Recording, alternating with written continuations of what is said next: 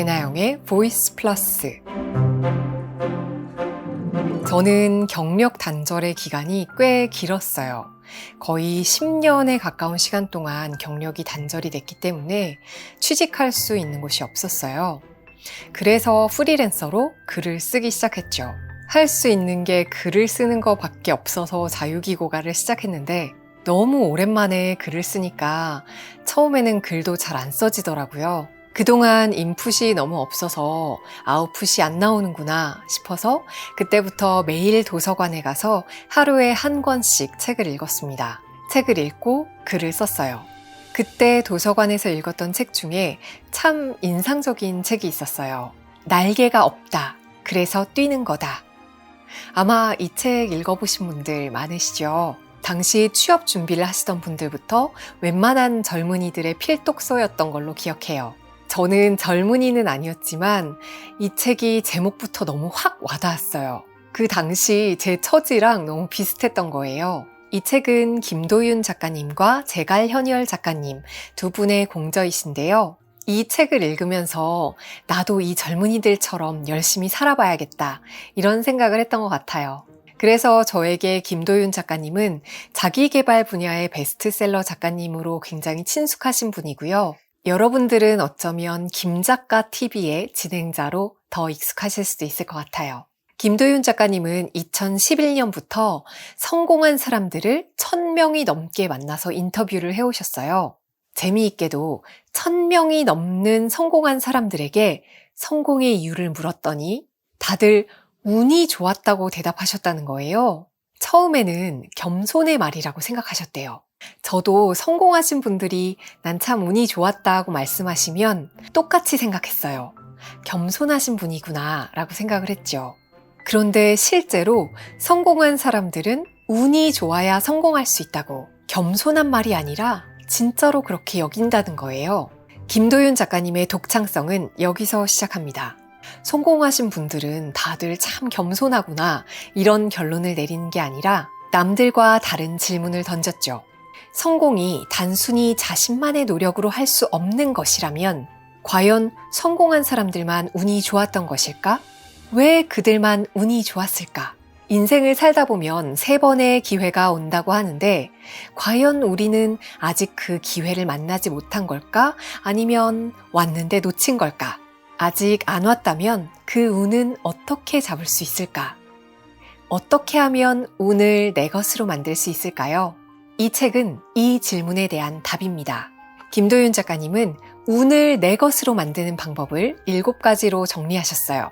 사람, 관찰, 속도, 루틴, 복기, 긍정, 시도입니다.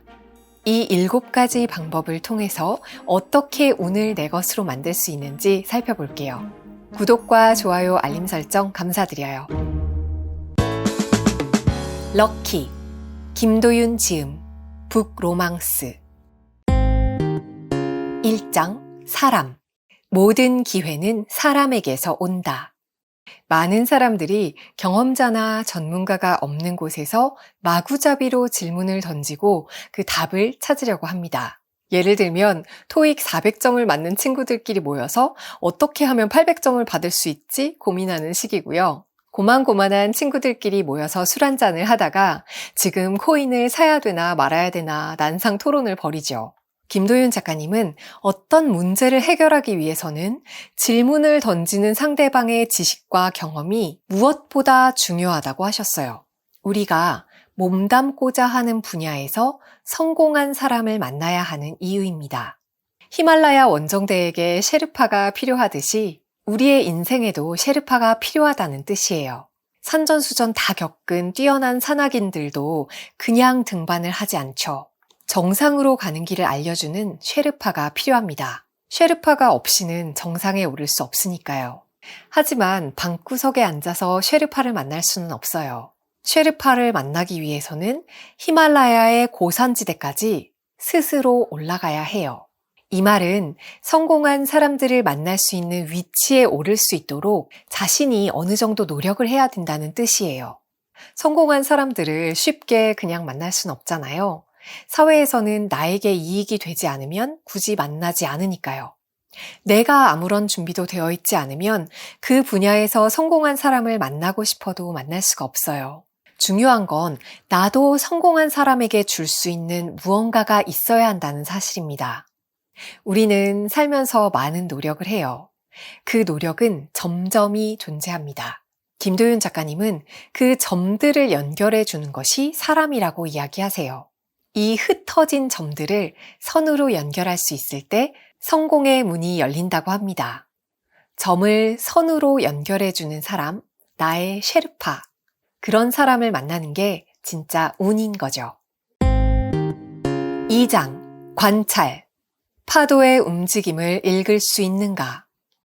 김도윤 작가님은 공모전에서 17번이나 상을 받으셨어요. 입상 비결을 책에 쓰셨는데 열심히 하고 잘한 것도 물론이지만 상을 받을 수 있는 공모전을 찾은 것이 가장 주요했다고 말씀하세요. 어떤 공모전을 선택하느냐에 따라 입상이 좌우된다는 걸 아셨던 거죠. 그래서 작가님은 순간의 선택이 모여서 나의 운이 된다고 말씀하십니다. 예를 들어 좋은 대학을 선택하는 건 10대 시절에 했던 선택의 결과이기도 하지만 동시에 앞으로 더 성공할 수 있는 확률을 높이는 원인이기도 하죠. 좋은 학교에 가는 게 꼭 성공을 보장하지는 않지만 그럴 확률을 높일 수 있다는 뜻입니다. 우리 앞에 놓인 선택지들은 내가 지금까지 만들어온 선택지들이에요. 그리고 내가 지금 하는 선택은 그동안 쌓아온 경험과 내공의 결과입니다. 우리는 내 실력만큼 선택할 수 있다는 뜻이에요. 그 이상의 것을 선택할 수 없어요. 실력이 있는 사람은 좋은 선택을 하고 그 선택으로 내가 성공할 확률을 높입니다.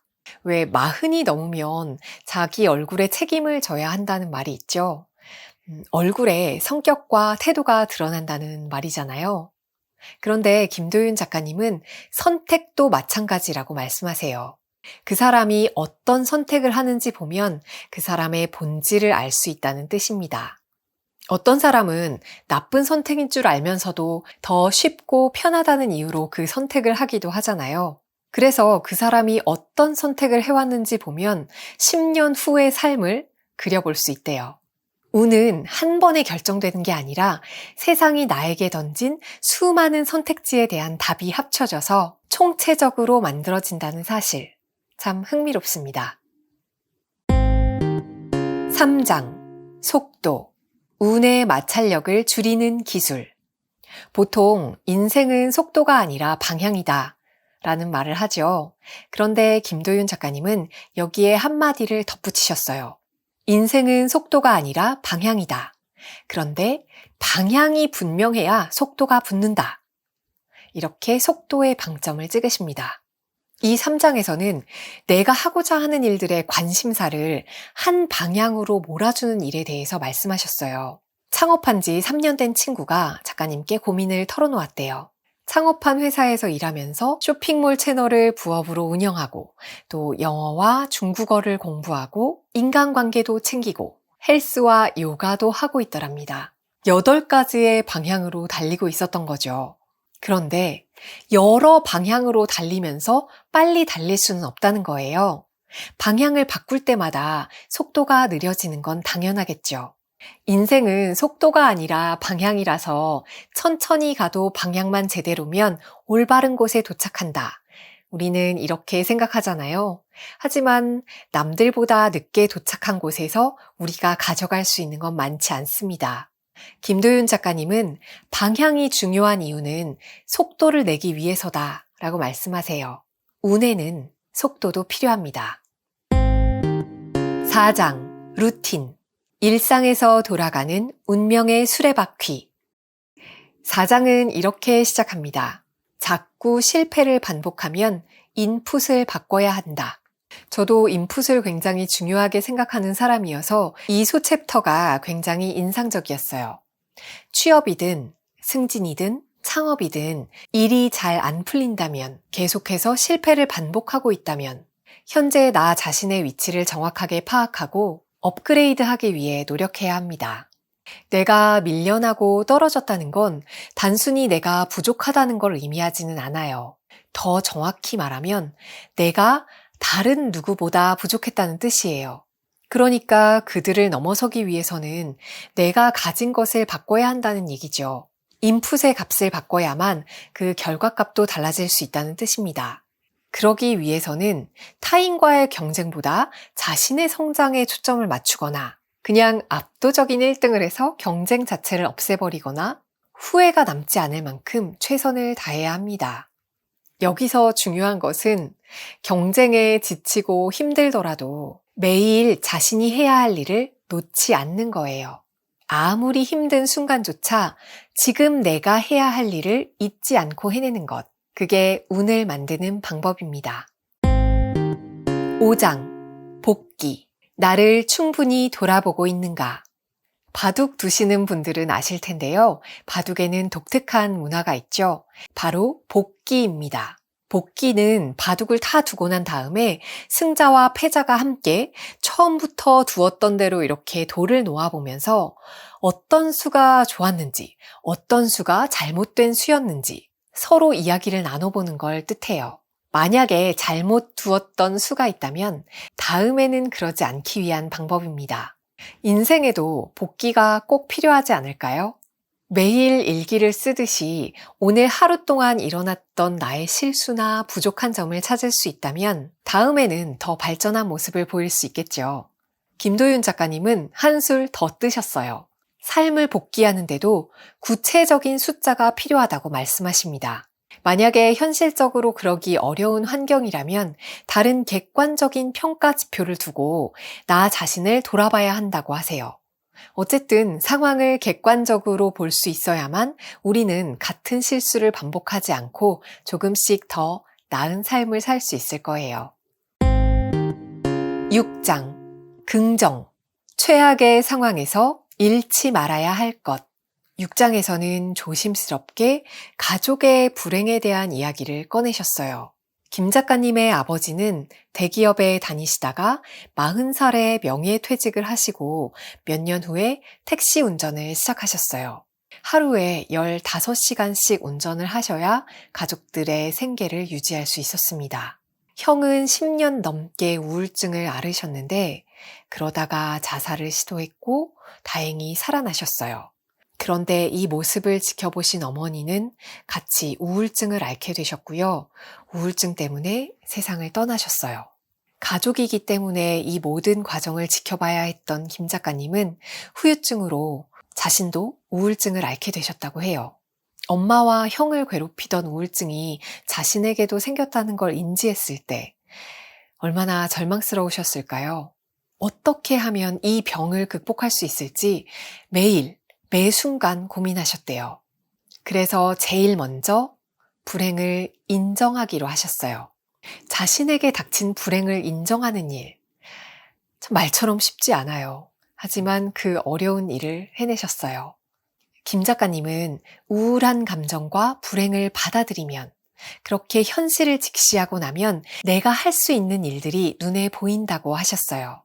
내가 할 수 있는 일들을 악착같이 찾아내어 행동으로 옮기는 게 중요하죠. 우울증은 노력이 허무할 정도로 쉽게 다스려지지 않는 병이잖아요. 그런데 조금씩 이런 노력들이 모여서 우울증에서 벗어날 수 있었다고 하셨어요. 그리고 작가님은 화를 복으로 바꾸기 위해 필요한 한 가지를 꼽았습니다. 바로 긍정적인 마인드예요. 어떤 사업가가 이런 이야기를 들려주셨대요. IMF 때 아버지의 사업이 망해서 집이 어려웠는데 그게 자기에게 좋은 운을 만들어 주었다고. 집이 망했기 때문에 어떻게 살아야 할지, 우리 집을 어떻게 책임져야 하는지 아주 어릴 때부터 고민할 수 있었다고. 우리나라에는 IMF 시절을 힘겹게 겪어온 수많은 가정이 있고 또 집이 어려워진 경험을 해보신 분들도 굉장히 많을 거예요. 하지만 그렇게 어려운 상황을 이런 마인드로 대하는 건 아무나 할 수 있는 일이 아닌 것 같아요. 김 작가님도 처음에는 지방대를 간 게 운이 없었다고 생각했대요. 하지만 여기에서 1등을 하면 내가 더 돋보일 수 있겠구나 라고 생각을 바꾸셨죠. 아무리 안 좋은 상황도, 힘든 상황도, 불행한 상황도 내가 마음먹기에 따라 어떻게 활용하느냐에 따라 충분히 좋은 운으로 바꿀 수 있다는 얘기입니다. 7장 시도 운을 만드는 최소한의 원칙. 김도윤 작가님의 나이 25. 우연히 보건복지부에서 주최한 공모전 포스터를 보게 되셨어요. 6명이 팀을 꾸려서 준비를 했는데 모두가 공모전은 처음이었습니다. 심지어 기획서를 어떻게 써야 하는지 아는 사람이 한 명도 없었대요. 그런 팀원들이 5개월 동안 모여서 공모전 하나에만 미친 듯이 매달립니다. 그러자 기적이 일어났죠. 550대 1의 경쟁률을 뚫고 전국 1등을 합니다. 보건복지가족부 장관상을 받고 일본 탐방이라는 포상도 받아요. 더 놀라운 것은 그 이후 대학을 졸업할 때까지 17번의 공모전에서 모두 입상을 했고 대한민국 인재상 수상자로 대통령 표창까지 받았어요. 이 모든 일은 그저 시도했기 때문에 일어난 일입니다. 김도윤 작가님의 나이 31. 책을 쓰고 싶으셨대요. 일단 글을 쓴 후에 무식하게 세상과 부딪혔죠. 그렇게 9년의 세월이 지난 지금 7권의 책을 출간한 베스트셀러 작가가 되셨습니다. 이것도 모두 그저 시작했기에 일어난 일입니다. 김도윤 작가님 나이 38. 작가로서의 위기감을 느끼셨대요. 텍스트에서 영상으로 시대가 바뀌고 있었죠. 그래서 유튜브를 시작했습니다. 촬영이나 편집에 대해 아무것도 모르고 시작했지만 2년 반의 시간이 흐른 지금 구독자가 거의 90만에 달하는 김작가 TV가 되었습니다. 일단 뭐라도 시작해야 운이 들어온다는 뜻이에요. 가만히 있는데 갑자기 전화가 와서 복권에 당첨되셨습니다 하는 일은 일어나지 않죠. 일단 자기가 매주 열심히 복권을 사야 하는 거예요. 김 작가님이 만난 성공한 CEO들은 가능한 적게 자고 밤에 책을 읽고 새벽에 메일을 보내고 하루에 수십 번의 미팅을 하는 사람들이었대요. 2명, 3명치를 살아가는 사람들이었던 거죠. 한 번밖에 살 수 없는 인생을 이렇게 2번, 3번 사니까 당연히 운도 2배, 3배 더 따르는 게 아닐까요? 여러 번 시도하는 만큼 운이 따라온다는 뜻입니다.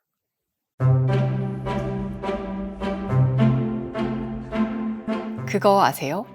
성공하지 못한 사람은 운이 좋았다는 말을 할 수가 없어요. 내가 너무 운이 좋아서 이번에도 실패했네? 이런 말은 없잖아요. 성공한 사람만이 운이 좋았다고 말할 자격이 생깁니다. 그러니까 결국 운이 좋냐 안 좋냐는 성공을 했냐 못했냐이기도 해요. 성공한 사람들은 운이 좋아서 성공했다는 말이 사실이라는 걸 알고 있어요.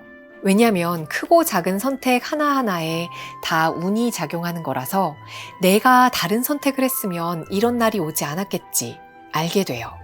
자신이 운이 좋았다고 인정하는 사람들은 운이 좋아서 돈을 벌어들일 때 이게 자신의 실력이라고 오판하지 않습니다.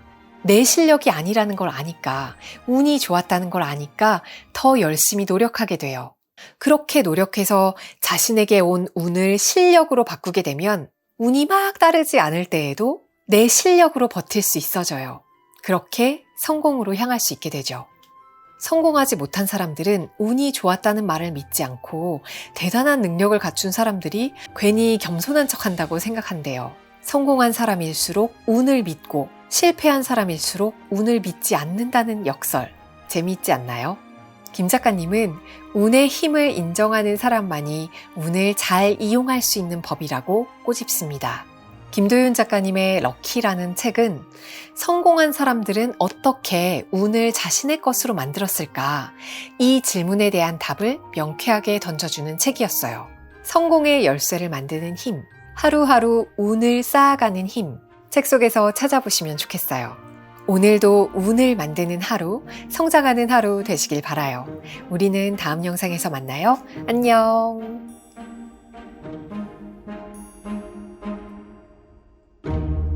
배나영의 보이스 플러스